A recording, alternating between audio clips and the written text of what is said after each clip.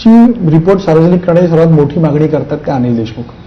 ते वारंवार म्हणतात. त्याचा प्रश्न असा आहे की ते वारंवार म्हणतात की आयोगचे रिपोर्ट सार्वजनिक करावं कारण मला त्याच्यामध्ये क्लीन चिट नाही. तुम्ही त्यांना क्लीन चिट दिली आहे का? आता ते म्हणतात क्लीन चिट दिलेली आहे, पण क्लीन चिट असा कुठलाही शब्द प्रयोग माझ्या अहवालात नाही, एवढं मी स्पष्टपणे सांगू शकतो.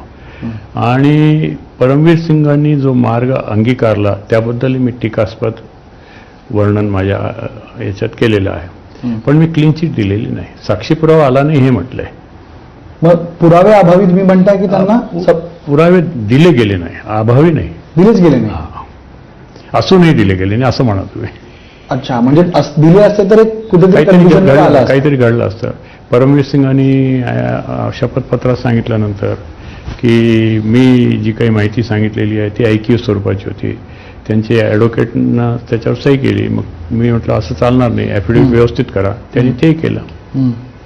असं घडलेलं आहे. म्हणजे तेरी बी चूक मेरी बी चूकचा असा प्रकार घडलेला आहे दोघांच्या बाबतीत. आता ते एकमेकांच्या विरुद्ध आरोप प्रत्यारोप करत असतील, त्यांना लखलाव, पण त्यावेळेला जाणीव होत होती.